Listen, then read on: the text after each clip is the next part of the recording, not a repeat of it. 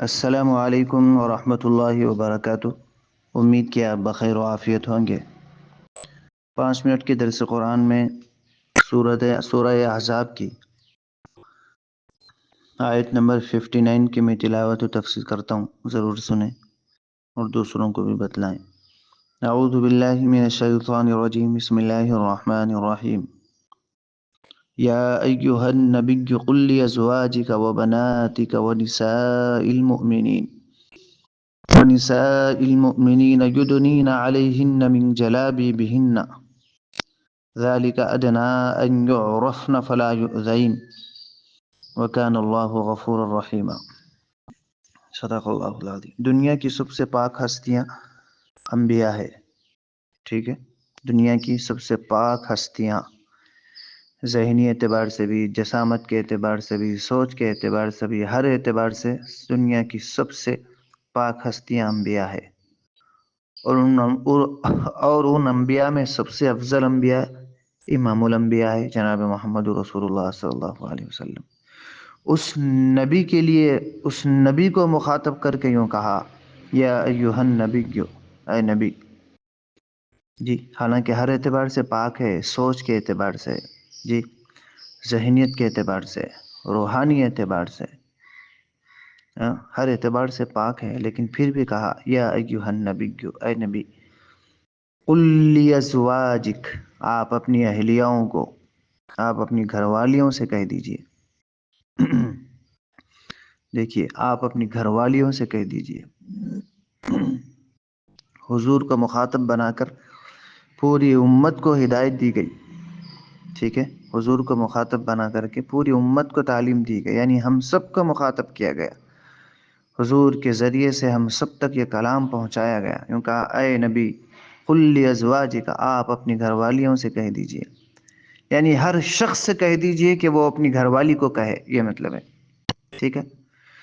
وبناتک، اور اپنی بیٹیوں سے کہہ دیجئے، بناتک بیٹیاں، وبناتک، اور اپنی بیٹیوں سے کہہ دیجئے۔ پھر ونساء المؤمنین، اور تمام مسلم و مومن عورتوں سے کہہ دیجئے، کیا؟ یدنین علیہن من جلابیبہن، کہ اپنے اوپر چادریں اوڑھ کر کے رکھیں، گھونگٹ ڈال کر کے رکھیں۔ گھونگٹ سے مراد وہ نہیں جو دلہن کا، وہ نہیں، مطلب اوڑھنی تو سمجھ لیجئے فی الحال نماز کی اوڑھنی کی طرح، کہ اپنا چہرہ، اپنے سر کے بال ڈھکے ہوئے ہوں، اپنا سینہ ڈھکا ہوا ہو۔ یدنین علیہن من جلابیبہن، ہاں، کہ خود کو چھپا کر کے رکھیں۔ ذالک ادنی ان یعرفن فلا یؤذین، تم پہچانی جائیں گی مارکیٹ میں، فلا یؤذین، تمہیں تکلیف نہیں دیا جائے گا، یہ اگر رہے گا تو تمہیں تکلیف نہیں دیا جائے گا۔ اوباش لڑکے تم سے دور رہیں گے۔ جیسے آپ دیکھیں گے مارکیٹ میں اگر کوئی دیندار آدمی نظر آیا تو آپ پہلے سلام کرتے رہے، السلام علیکم۔ کتنے بھی آپ بدماش رہے تو کیا کرتے ہیں؟ سلام کرتے، چھیڑخانی نہیں کرتے، ستاتے نہیں، راستہ دیتے ہیں، وغیرہ وغیرہ۔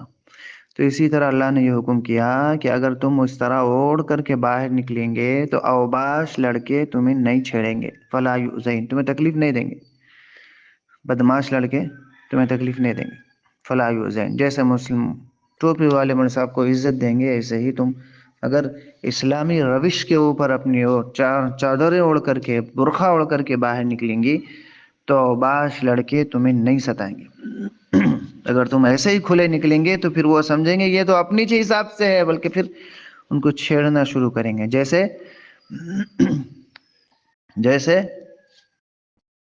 بغیر چھلکے کے موز کے اوپر جیسے مکھیاں لگتی ہے، محفوظ نہیں رہتا، بالکل اسی طرح بغیر پردے کی عورتوں کے اوپر پوری زمانے کی نظر رہتی ہے، بغیر برقعے کی عورتوں کے اوپر پوری زمانے کی نظر رہتی ہے، اور اتنی گندی نظر رہتی ہے کہ بس کیا بتائیں۔